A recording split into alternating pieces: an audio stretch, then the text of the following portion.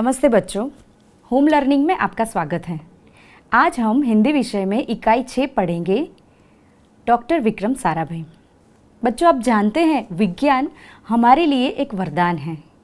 वैज्ञानिकों की नई नई खोज और आविष्कारों से ही हम अपना जीवन बेहतर से ज़्यादा बेहतर बनाते हैं।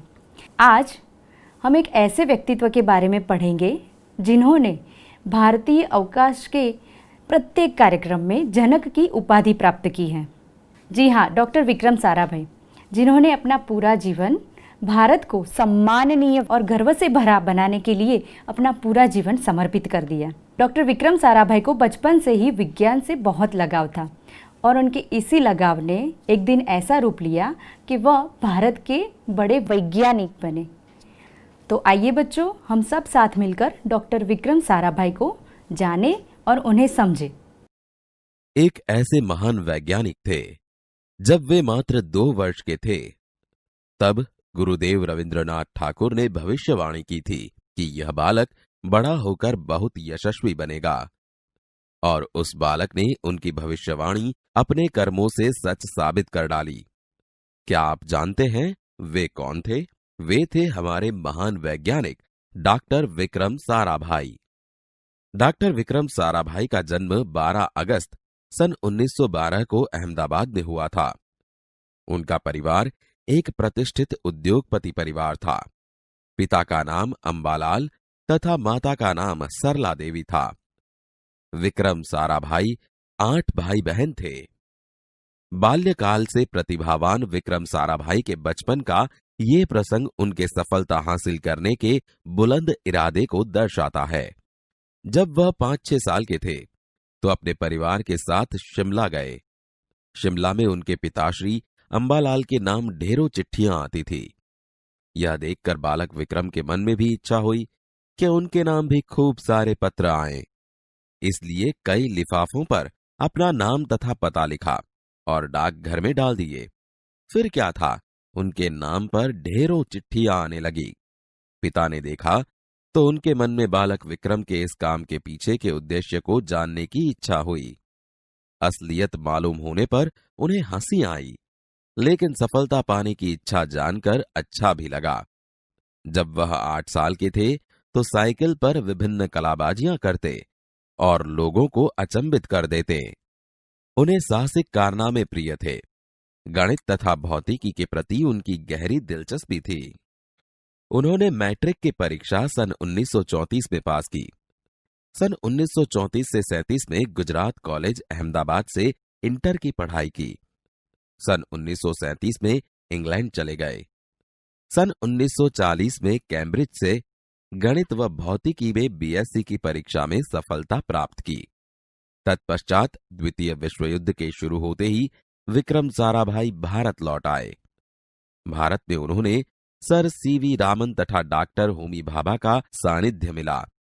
वहां राष्ट्रीय स्वतंत्रता आंदोलन से बड़े प्रभावित हुए। सन 1942 में वह मृणालिनी स्वामीनाथन के साथ विवाह सूत्र में बंधे। उन्होंने अंतरिक्ष की गहराइयों से आने वाले रहस्यमयी कॉस्मिक किरणों पर अनुसंधान करके कैम्ब्रिज विश्वविद्यालय से सन 1947 में पीएचडी की उपाधि हासिल की। ब्रह्मांड तथा सौर मंडल के कई जटिल प्रश्नों का प्रायोगिक हल निकालने का श्रेय डॉक्टर विक्रम साराभाई को प्राप्त है। यह उन्हीं का सुझाव था कि कॉस्मिक किरणों पर प्रयोग के लिए हिमालय की ऊंची चोटियां सर्वाधिक उपयुक्त व अनुकूल होगी। इसीलिए भारत सरकार ने गुलमर्ग में वैज्ञानिक उपकरणों से लैस एक प्रयोगशाला स्थापित की। डॉक्टर विक्रम साराभाई के निजी प्रयासों से सन 1947 में भौतिक अनुसंधान प्रयोगशाला अहमदाबाद में स्थापित हुई, जिससे वह आजन्म संबंध रहे। साथ ही उन्होंने देश में वस्त्र उद्योग की तकनीकी समस्याओं के हल निकालने के उद्देश्य से अहमदाबाद में ही टेक्सटाइल इंडस्ट्री रिसर्च एसोसिएशन की आधारशिला रखी। भौतिक अनुसंधान प्रयोगशाला डॉक्टर विक्रम साराभाई परमाणु शक्ति, अंतरिक्ष विकिरण, सूर्य, ग्रह, तारा, प्लाज्मा भौतिकी और खगोल पर वह कार्य करते रहे। सन 1961 में वे परमाणु ऊर्जा आयोग के सदस्य बनाए गए। डॉक्टर भाभा की मृत्यु के पश्चात परमाणु ऊर्जा संस्थानों का भार युवा वैज्ञानिक डॉक्टर विक्रम साराभाई के कंधों पर ही आ गया। उन्होंने भारतीय अनुसंधान केंद्र का गठन किया। डॉक्टर विक्रम साराभाई इसके पहले अध्यक्ष बने। यह उनकी अगुवाई एवं अथक परिश्रम का ही परिणाम है कि भारत में दूरसंचार, दूरदर्शन व मौसम विज्ञान के लिए प्रक्षेपित अनेक उपग्रह अंतरिक्ष में सफलतापूर्वक कार्य कर रहे हैं। डॉक्टर विक्रम साराभाई ने अपना संपूर्ण जीवन भारत तथा विज्ञान के समग्र विकास के लिए समर्पित कर दिया। भारत के विकास में उत्कृष्ट योगदान के लिए उन्हें कई राष्ट्रीय और अंतर्राष्ट्रीय सम्मान प्राप्त हुए। सन 1962 में उन्हें डॉक्टर शांति स्वरूप भटनागर पुरस्कार, सन 1966 में पद्म भूषण तथा सन 1972 में मरणोत्तर पद्म विभूषण जैसे अलंकरणों से नवाजा गया। निशस्त्रीकरण से संबंधित कई महत्वपूर्ण अंतर्राष्ट्रीय संस्थाओं में भी भारत के प्रतिनिधि रहे। डॉक्टर विक्रम साराभाई सन 1966 में international council of scientific union के सदस्य रहे। सन 1968 में संयुक्त राष्ट्र संघ में यूनेस्को के विज्ञान विभाग के अध्यक्ष बने। उन्हें इंडियन जियोलॉजिकल यूनियन का प्रमुख बनाया गया। डॉक्टर विक्रम साराभाई सन 1970 में वियना शांति अंतर्राष्ट्रीय अणु मंच के 14वीं परिषद के प्रमुख बने। सन 1971 में संयुक्त राष्ट्र संघ परिषद के उपाध्यक्ष व बाद में विज्ञान विभाग के अध्यक्ष बनाए गए।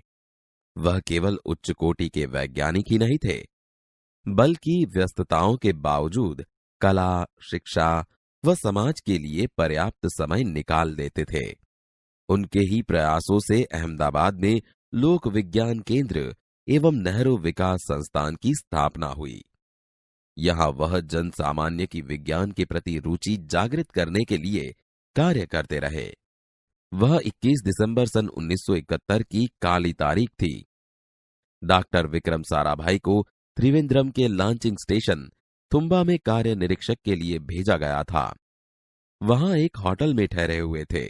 यही हृदय की गति रुकने से उनकी मृत्यु हो गई। उनके निधन से विज्ञान में नीत नए आयामों को जोड़ने वाला एक जीवन चक्र सदा के लिए रुक गया। ऐसी महान प्रतिभा को शत शत नमन। तो देखा बच्चों, आपने इकाई को अच्छे से पढ़ा और समझा होगा और उनको जाना भी होगा। बच्चों, आपको पता है कि डॉक्टर विक्रम साराभाई को इसरो का पिता क्यों कहा जाता है? क्योंकि उन्होंने भारत सरकार को यह आश्वासन दिलाया था कि भारत में यदि अवकाश सेंटर हो तो इससे भारत के अवकाश क्षेत्र में बहुत ही प्रगति होगी और भारत की आने वाली पीढ़ी अवकाश के क्षेत्र में कोई भी जानकारी आसानी से पा सकेगी। इनके इसी विचारों से प्रभावित होकर भारत में एक अवकाश सेंटर खोलने की मंजूरी दे दी। तो इसीलिए इसरो की नींव रखने वाले डॉक्टर विक्रम साराभाई इसरो के पिता माने जाते हैं। तो बच्चों, डॉक्टर विक्रम साराभाई बचपन से ही बहुत ही प्रतिभावान व्यक्ति थे। तो आइए अब हम इस इकाई के कठिन शब्द भी देखते हैं। कठिन शब्द इकाई में एक शब्द है इरादा, यानी विचार, संकल्प। हमारे मन में कोई भी इरादा हो, कोई भी विचार हो, यदि हम बात करें कि रमन लाल के बहुत ही नेक इरादे थे, बहुत भला इंसान था, उसका इरादा नेक था। अगर हमें ऐसे बात करनी है तो हम यह वाक्य प्रयोग करेंगे। तो इरादा, उसका अर्थ है विचार, संकल्प। लिफाफा, यहाँ एक नया शब्द है बच्चों, लिफाफा, जिसका अर्थ है कागज की वह चौकोर थैली जिसके भीतर चिट्ठी या कागज, पत्र रखकर भेजा जाता है। अभी तो मोबाइल का युग है, हम सभी एक दूसरे से मोबाइल से जुड़े हुए हैं, लेकिन पहले के ज़माने में पत्र, चिट्ठी या फिर लिफाफे लिखने का आनंद ही कुछ और था। लिफाफे का एक और अर्थ भी कह सकते हैं, जैसे कि अगर आपको अभी भी समझ में नहीं आया तो मैं बता दूं कि राखी के त्यौहार में दूर रहती हुई बहन अपने भाई को जब मिलने नहीं जा सकती तब वो क्या करती है, लिफाफे के अंदर वह राखी रखती है और भाई को शुभकामनाएं भेजती हैं। अब आपको समझ में आ गया होगा कि लिफाफा क्या है। तो ऐसे ही लिफाफे एक दूसरे को भेजा करते थे। यहाँ इकाई में भी हमने देखा कि पिता के नाम बहुत सारे लिफाफे आते थे। इसी वजह से डॉक्टर विक्रम साराभाई को भी ये मन हुआ कि चलो मेरे नाम पर भी बहुत सारी चिट्ठियाँ आए, और उन्होंने अपना नाम और पता लिखकर लिफाफे भेजने लगे। इसके अलावा एक शब्द है ढेरों। ढेरों यानी बहुत ज़्यादा, और एक शब्द है अधिक। हम तीनों शब्द का प्रयोग कर सकते हैं। ढेरों, जब डॉक्टर विक्रम साराभाई ने अपना नाम और पता लिखकर लिफाफे भेजना शुरू किया, फिर क्या था, उनके नाम पर भी ढेरों चिट्ठियाँ आने लगी। और एक शब्द है लेस, जिसका अर्थ है सुसज्जित।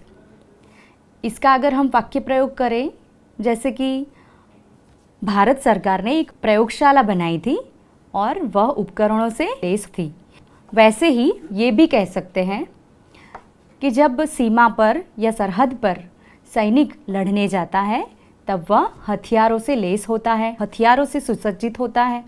और एक शब्द है अनुसंधान। अनुसंधान यानी आविष्कार, खोज, संशोधन। बच्चों, हमने देखा कि विज्ञान के बहुत ही अनुसंधान है, यानी कि विज्ञान में बहुत ही आविष्कार, खोज जो हुई है, उन्हीं की वजह से हम अपना जीवन बहुत ही सुंदर बना चुके हैं, और आगे भी हम और नए अनुसंधान करते रहेंगे। और एक शब्द है उपाधि, यानी प्रतिष्ठा सूचक पद या खिताब। जब भी कोई अच्छा कार्य करते हैं तब हमें कोई अच्छा सा खिताब मिलता है, उपाधि से नवाजा जाता है।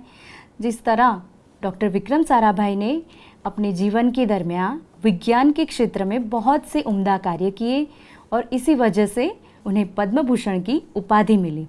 तो इस तरह से हम इसका वाक्य प्रयोग भी कर सकते हैं।